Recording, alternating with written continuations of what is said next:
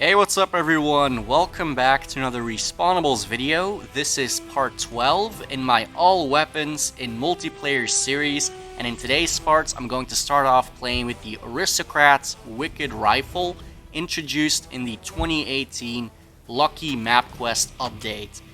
And just like with every part in this series, this is old footage recorded from before the multiplayer shutdown, so you can no longer play the multiplayer of this game. But without further ado, let's get into our first match here in the Rocket.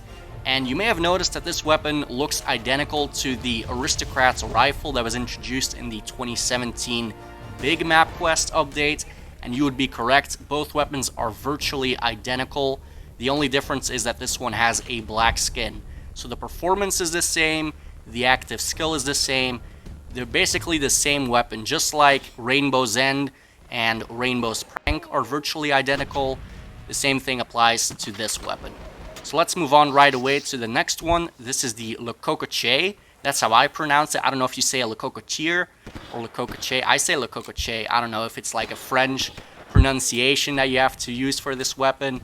But yeah, this is a pretty cool weapon. It's a launcher, and it kind of shoots out these coconuts, which is pretty interesting. It kind of gives off a more tropical island feel, which is pretty appropriate for the event and for the update theme that this weapon came out in. It also was released in the Lucky Map Quest, just like the previous weapon. And the projectiles of this weapon, these coconuts, have a pretty good range. Now, the lock-on range is not the best, but they can shoot all the way across the map, as I'm showing you right here. Unfortunately, they're pretty difficult to hit people with, so that's why I'm kind of struggling right here. And also, if they hit an enemy, you will stun them, which is pretty awesome. You know, the last weapon that was introduced into the game that allowed you to stun people by shooting them was the healer, which I don't own. And also, these dual Cocotiers have the same mechanic, by the way. And, you know, there are weapons that were released previously that allowed you to stun enemies, but that was through an active skill. Think of the stun blaster as well as the dual stun blasters. Those allowed you to stun enemies, but you had to use your active skill to do that. These, as well as the healer, allowed you to stun people by shooting your actual ammo, which is different. And you know, 2018 definitely introduced quite a few of these weapons. You know, you have these Cocotiers, but you also have another weapon that we're going to be playing with later on in this video, as well as another weapon that we're going to be playing with in the next part. So right now, we're at the top event weapon from the Lucky Map Quest event. This is the Roboparrot. And I remember before this weapon was even released, I was very excited about it. It's a very cool launcher. As you can tell, it shoots out this little parrot projectile, and it kind of goes up and down, which is different than really anything else in the game. So it's a very cool launcher. One of my favorite launchers, I think, in the entire game, I have to say. So now we move on to the Commander Machine Gun, introduced in the 2018 Summer Camp update. And this Summer Camp update was also the 5th Summer Camp in the game's history. That's why they called it 5 years and counting, which is a little bit weird when you think about it, because in November of 2017, they already came out with the 5th anniversary update. So I don't know why they decided to reference another 5-year anniversary, especially because Summer Camp wasn't even like the first event ever released. But it was one of the events that they had each and every single year, compared to something like Easter. In 2016, they didn't have an Easter event, so I think that's why they decided to make Summer Camp 2018 another 5-year celebration, but this time to celebrate the actual events, because, you know, when they introduced the events in 2014 into the game, that was a huge milestone in the game's history. So yeah, now we're playing with the top event weapon from the 2018 Summer Camp event. This is the Fluffynator, and it is the other weapon that I mentioned previously that allows you to stun people by shooting them. And it's actually pretty generous that they gave this weapon away for free, because the stun mechanic in this game is very, very strong. I would say it's overpowered, so the fact that they gave this weapon away for free is actually pretty generous if you think about it. And you know, the 5th Summer Camp event was actually a really good event that gave a lot of weapons away for free, had a lot of really good offers. They introduced the cool new music as well, which is sad that they never brought that music back. And while the Fluffynator as well as the Commander Machine Gun were definitely overpowered, there were also still some really cool and fun weapons to be added into the game. So let's move on to the next weapon from the next update. These are the Dual Water Balloner, or Dual Water Ballooner. I'm not sure how you say this weapon's name exactly. But yeah, these ones were introduced in the 2018 post-Vacation Blues update. And it also looks like there's a hacker in this match, which is always quite fun. But yeah, that update, Post-Vacation Blues 2018, has to be one of my most favorite updates in the entire game's history. Even though I know they introduced the water weapons with the water ammo as well as the soak effect, which I hate. You know, the water weapons they did introduce were still really cool, fun to play with, and pretty unique at the time as well. And I also really like the actual event. It was pretty free-to-play friendly as well as pretty easy. So, you know, you could obtain most of the weapons except for this one, the Dual Water Balloner, without having to spend real-life money, which is awesome. And the event, again, all you had to do was kill people using the new water weapons. So it was pretty easy. You got a lot of good rewards, a lot of brand new weapons for free. So yeah, I really like the Post-Vacation Blues update and event. So now we're playing with the Soaker Assault Rifle. This one was not obtainable in the event, but all you had to do to get this weapon was pay 3,000 cash. So, you know, everybody ended up getting this weapon at the start of the event anyway. And it's a pretty good weapon. It's definitely overpowered. I think the main thing that's just making all of these weapons overpowered is the soak effect. You know, it reduces your movement speed and reload speed by 50%, which is just ridiculous. And on top of that, if you're soaked, you cannot use any gadgets or active skills. It's kind of weird how I was able to shoot through that immunity shield. I don't know what was going on right there, to be honest. But yeah, the soak effect just makes these weapons very overpowered. Now, the weapon that we're going to be playing with after this one is even more overpowered, and that one you could win in the event. It was obtainable in the first trial of the event. And yeah, that is the Dual Soaker Pistols. These weapons have to be one of my most hated weapons in the game, because they're used by a whole lot of people, similar to the bow. These were obtainable even after the event. You could purchase them for gold in the shop. So a lot of people, even after the event had ended, continued to use these weapons. And it makes sense because they're very strong, very overpowered. And even during the Post-Vacation Blues update, you could buy them with gold. And the same thing goes for most of the weapons that were released in that update. Except for the top event weapon, the Bubble Rifle. The only way to get that gun was through completing the event. And then the Dual Water Balloner, which we played with previously, the only way to get those weapons were through buying the new bundle at the time. I don't think that you could have purchased those weapons separately, if I remember correctly. But all of the other ones, the Soaker Assault Rifle, Dual Soaker Pistols, this weapon right here, the WAT-OOKA, as well as the Bubble Launcher, you could have bought separately with either cash, gold, or real-life money without even having to complete a single tier in the event. And I think that was actually a smart way to monetize the update.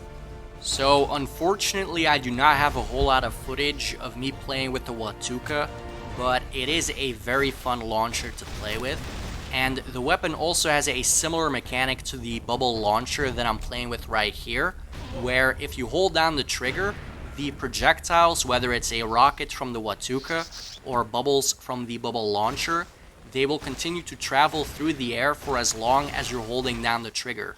So if you let go of the trigger, the projectiles will stop traveling through the air, and in the case of the WAT-OOKA, the rocket will explode and deal damage. And in the case of the Bubble Launcher, as you just saw, the bubbles will be suspended in midair. So now we're playing with the top event weapon. This is the Bubble Rifle. Similar to the Bubble Launcher, it also shoots out bubbles, but this one does it automatically, so you don't have to hold down the trigger in order to increase the range of the projectiles or anything like that. And the bubbles also deal a little bit more damage as well. So overall, this weapon is much easier to play with and also just better compared to the Bubble Launcher. Similar to that weapon though, it also has an active skill where you can manually explode the bubbles that are suspended in midair or are attached to the ground or walls or ceilings like that. Now personally, I don't really think that this active skill is all that great, to be honest, because it's kind of sluggish to use like most active skills in the game. So for example, right here I'm trying to manually explode the bubbles to kill this guy, and it took some time for that to happen, so it's not really something you can immediately use in combat, which, you know, that's not really a problem specifically with the bubble launcher and bubble rifle. It's more a problem with active skills in general, where they're just kind of slow and awkward to use, but it is still annoying. So another thing that they introduced, by the way, in the post-vacation blues update was the renting feature, where you could rent weapons for a certain period of time and then ultimately buy them at a discounted price. Personally, I don't really care for this feature. I never really used it. I never really bought the weapons after I, spend time playing with them, after my renting time had ended. So yeah, but after some point they also removed that feature, so I don't think it's really worth spending a whole lot of time on it. We also just got done playing with the Atom LR Mark 1, introduced in the 2018 Cyber Tarantula update, and it's a shotgun with a scope. It's a good weapon, definitely overpowered, but yeah, we move on right away here to the Mystic Crossbow, and this one is interesting. It's a bow, and as you can see, it shoots automatically, which is different from most bows in the game that were released up to that point. And this one also shoots out an explosive projectile, but the blast radius for this projectile has to be one of the absolute smallest blast radius in the entire game, I would have to say. It also has an axe. I'm going to try and get a kill with the axe as well, but it's not going to be successful, so I apologize for that. But yeah, this projectile really has a small blast radius, so you almost really have to hit people head on with this, instead of, being able to shoot at their feet, or if they're against a wall, being able to shoot against the wall like you can with most explosive weapons in the game. This one doesn't really allow you to do that. But yeah, it is a good weapon. It has 12 shots. I would say this one is a little bit more balanced, actually, than some of the other weapons that had been released in 2018 up till that point. This one is not too overpowered. I mean, it takes some skill to use. If you can land your shots, it's definitely deadly, because it can definitely one-shot a lot of people, but it does take quite a bit of practice to be able to hit your targets, I would say. So now we move on to the top event weapon. This is the Vamp-Shotgun, and I don't know how to feel about this weapon. You remember the Barker shotgun that we played with in a previous video? It's kind of similar to that weapon, but I would say this one is definitely a little bit better. It also has a cool active skill with the fire Molotovs, which are extremely powerful. They also have a massive blast radius. So compared to the Mystic Crossbow, this is like, very large. I think it's similar to like the blast radius that Dynamite has. If you remember that one blast radius video that I did years ago, I probably should update that video, because I don't know, I think that video is a little bit outdated now, but yeah. So yeah, the Vamp-Shotgun, not really the best weapon, but it is another, I would say, more balanced weapon than stuff that had been released previously. So honestly, quite a good weapon addition into the game. Although I wouldn't say this one is all that fun to play with. I think the active skill is pretty fun on this weapon. So, it's definitely not, compared to this weapon right here, the Aristocrat shotgun, this weapon is definitely more balanced. But now we move on to the next weapon. This is the Zombie Incinerator.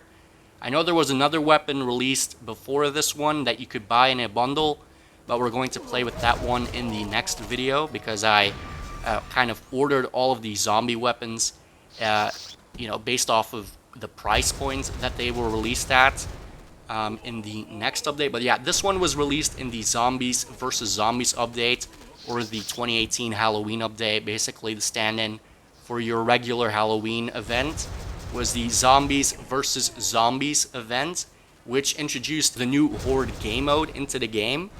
And yeah, at the time it was pretty cool, but I think most people ultimately didn't really care too much for the execution of the Horde's game mode, because I don't know, it was pretty mediocre, I would say. There was not a whole lot to it.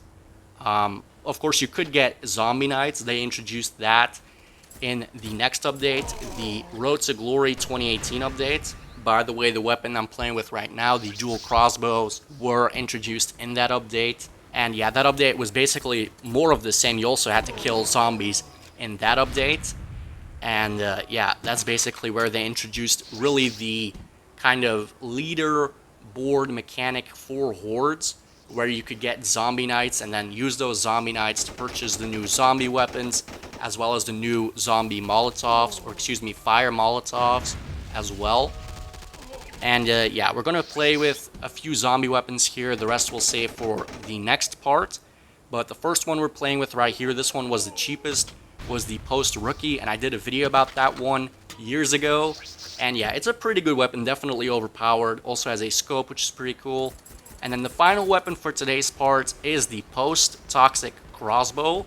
This one was my first video ever on the channel, me reviewing this gun. And yeah, looking back on that video, that was a little bit not the best video ever made, but you know, good times. And yeah, this weapon's definitely overpowered. You know, also has the poison effect, so definitely an overpowered weapon to end off the video with. But thank you so much for watching part 12. In part 13, we're going to continue using the zombie weapons with the post double barrel. I'll see you in part 13. Thanks for watching. Bye.